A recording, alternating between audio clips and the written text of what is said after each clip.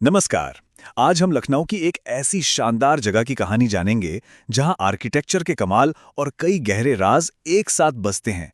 हम बात कर रहे हैं बड़ा इमाम बाड़ा की। ये एक ऐसी इमारत है जो सिर्फ अपनी खूबसूरती के लिए नहीं बल्कि अपनी अनोखी बनावट और उसके बनने के पीछे की वजह से भी जानी जाती है। चलिए इसके राजों की दुनिया में उतरते हैं। जरा सोच कर देखिए, क्या 50 मीटर लंबी छत बिना एक भी पिलर या खंबे के सहारे बनाई जा सकती है? आज की इंजीनियरिंग में भी एक बहुत बड़ी चुनौती लगती है ना? पर कमाल की बात यह है कि आज से लगभग 250 साल पहले ये कर दिखाया गया था। जी हाँ, जीरो, एक भी नहीं। इतने बड़े हॉल को थामने के लिए एक भी बीम या गर्डर का इस्तेमाल नहीं हुआ है।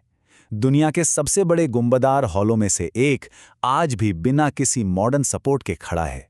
ये उस दौर की इंजीनियरिंग का एक ऐसा करिश्मा है जो आज भी सोचने पर मजबूर कर देता है। और यही हमें ले आता है इमाम बाड़े के दिल तक। इसका वो विशाल सेंट्रल हॉल जो बिना खंभों के खड़ा है। यह वो आर्किटेक्चरल चमत्कार है जो हर किसी को हैरान कर देता है। तो आइए इसकी खासियतों पर जरा गौर करते हैं। इस हॉल को आसिफी इमामबाड़ा के नाम से भी जाना जाता है और इसके नंबर्स वाकई चौंकाने वाले हैं। सोचिए, करीब 50 मीटर लंबा और 15 मीटर ऊंचा, और इसे बनाने में इस्तेमाल हुई हैं पारंपरिक लाहौरी ईंटें, बिना किसी लोहे के बीम या यूरोपियन स्टाइल के गर्डर के। ये पूरी तरह से देसी तकनीक का एक शानदार नमूना है। पर सवाल ये उठता है कि आखिर इतनी भव्य और मुश्किल इमारत बनाने की जरूरत ही क्या थी? इसका जवाब सिर्फ आर्किटेक्चर में नहीं बल्कि इतिहास के एक बहुत दर्दनाक पन्ने में छिपा हुआ है। ये कहानी है एक अकाल की। बात है साल 1784 की, जब अवध के पूरे इलाके में एक भयंकर अकाल पड़ा। उस मुश्किल वक्त में नवाब आसफुद्दौला ने लोगों को काम और खाना देने के लिए इस इमाम बाड़े को बनवाना शुरू किया। मतलब ये सिर्फ एक इमारत नहीं थी, ये उस दौर में अपनी प्रजा को बचाने का एक जरिया थी। अब बात करते हैं इस कॉम्प्लेक्स के सबसे रहस्यमयी और रोमांचक हिस्से की, जिसे हम सब जानते हैं भूल भुलैया के नाम से। ये वो जगह है जहां आकर अच्छे अच्छे लोग रास्ता भटक जाते हैं। चलिए इस 1000 रास्तों वाले लैब्रिंथ को समझते हैं। 1000 से भी ज्यादा, जी हां, इस भूल भुलैया में 1000 से भी ज्यादा ऐसे रास्ते हैं जो एक दूसरे में बुरी तरह उलझे हुए हैं। और यही बात इसे भारत के सबसे बड़े लैब्रिंथ्स में से एक बनाती है। ये नंबर ही इसकी मुश्किल को बताने के लिए काफी है। इसे पार करने की चुनौती कुछ ऐसी है। पहले तो आप सैकड़ों दरवाजों में से किसी एक से अंदर जाते हैं। फिर शुरू होता है अंधेरे, पतले और बिल्कुल एक जैसे दिखने वाले गलियारों का जाल। मकसद बस एक है, बाहर निकलने का वो इकलौता सही रास्ता खोजना। और इस कोशिश में आपको अनगिनत बंद रास्तों और भटकाने वाले मोड़ों से भी बचना होता है। और यही वजह है कि कहा जाता है, और बिल्कुल सही कहा जाता है, कि यहाँ पर गाइड कोई शौक नहीं बल्कि एक ज़रूरत है। माना जाता है कि बिना किसी की मदद के यहाँ से बाहर निकलना लगभग नामुमकिन है, और इसमें खो जाना एक असली खतरा भी हो सकता है।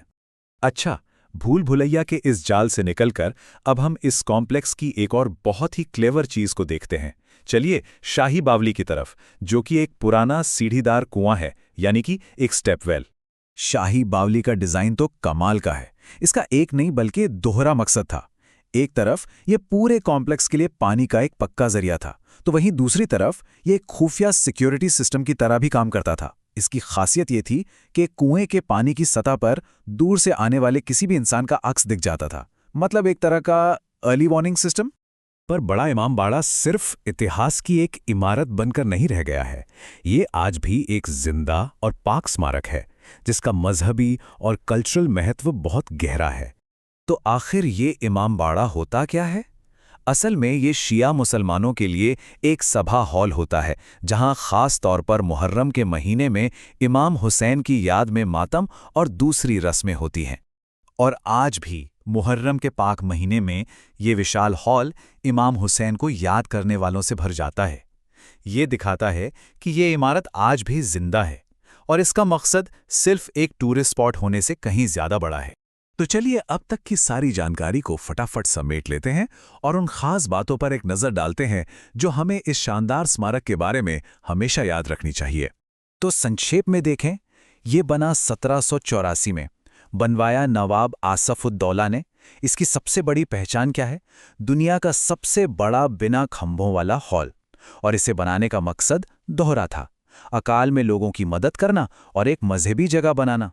और इसके मेन अट्रैक्शंस जाहिर है भूल भुलैया और शाही बावली। और आखिर में एक सवाल छोड़कर जा रहा हूं। जब कोई इमारत एक ही साथ खाना, आस्था और रहस्य ये तीनों चीजें देती है, तो क्या वो सिर्फ पत्थर और गारे से बनी एक इमारत रह जाती है या उससे कहीं ज्यादा कुछ बन जाती है? इस पर सोचिएगा जरूर।